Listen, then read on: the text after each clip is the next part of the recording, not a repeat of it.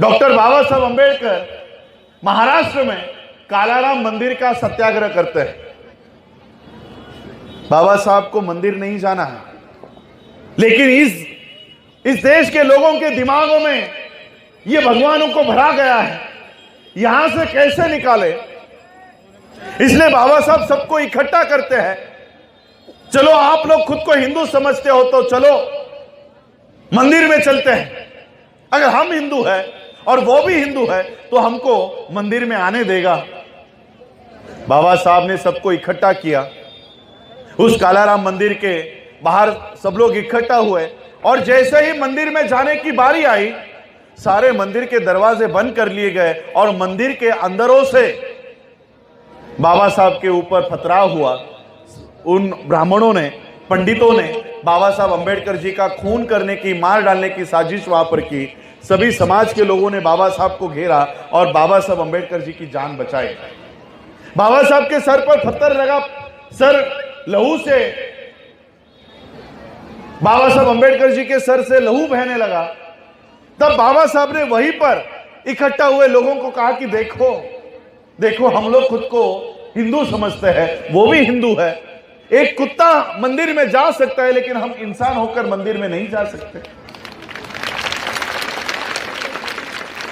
बाबा साहब ने उपस्थित लोगों को समझाया, बताया, प्रैक्टिकली बाबा साहब ने बताया।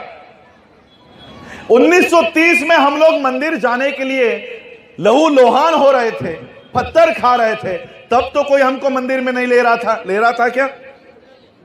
क्या आपके दादा दादियों को, परदादियों को किसी ने मंदिर में लिया? नहीं लिया।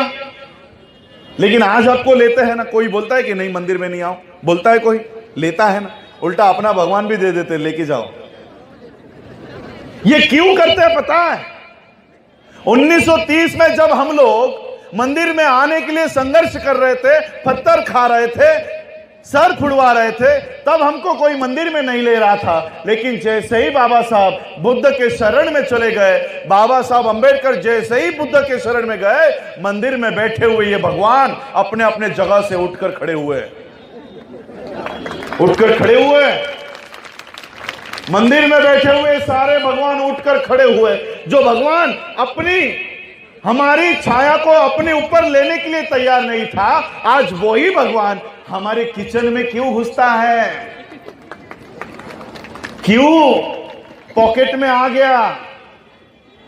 क्यों लॉकेट में आ रहा है? ये भगवान नहीं आ रहा। ये भगवानों का जो मालिक है ना, कौन है भगवान का मालिक? ये भगवानों का मालिक ब्राह्मण को लगता है बाबा साहब बुद्ध के शरण में चले गए, बाबा साहब के पीछे पीछे अगर ये सभी लोग अगर बुद्ध के शरण में चले गए तो हम इनका दिमाग, हम इनका मस्तिष्क गुलाम नहीं कर पाएंगे। और इसलिए जो लोग हमको मंदिरों में आने नहीं देते थे, आज वही लोग अपने भगवानों को हमारे घर भेजते। जाओ इनके घरों में जाओ और इनका दिमाग कैद कर लो। इसलिए ये भगवानों को हमारे घरों में डाला हुआ है। मैं आप लोगों के इस उपक्रम को धन्यवाद देना चाहूंगा। देखो, आप लोगों के पास, सबके पास मोबाइल है। उस मोबाइल को प्रोटेक्ट करने के लिए वायरस आता रहता है हफ्ते हफ्ते में। कोई ना कोई डाउनलोड कर लिया तो वायरस उसके साथ आ जाता है। तो आप लोग क्या करते हो? वायरस को निकालने के लिए एंटीवायरस डालते हो। एंटीवायरस, आज ये भारत में भी बहुत बड़ा वायरस शुरू है। दिन भर वायरस कहीं ना कहीं से हमारे घरों में घुसता रहता है। कैसे घुसता है पता है? ये बच्चे बैठे यहां पर, बच्चों के दिमागों में वायरस कैसे घुसता है? छोटा भीम, बाल कृष्ण, बाल गणेश, इस तरह से ये वायरस हमारे बच्चों के दिमागों में घुसता रहता है। और हमारे औरतों के दिमाग में कैसे घुसता है? आज नवरात्रि है, करवा चौथ है, इस तरह से वायरस घुसता रहता है। इस तरह से वायरस घुसता है। हमारे पुरुषों के दिमाग में कैसे घुसता है पता है? नौकरी नहीं मिल रही तो शनि का ये खड़ा डालो, नौकरी मिल जाएगी। विवाह नहीं हो रहा तो तो ये बुध का खड़ा डालो, विवाह हो जाएगा। घर नहीं मिल रहा तो ये मंगल का खड़ा डालो। सभी पत्थर बता दिए हैं, सभी पत्थर। मंगल का पत्थर है, शनि का पत्थर है, सोम का पत्थर है, गुरु का पत्थर है, सभी पत्थर बता दिए हैं।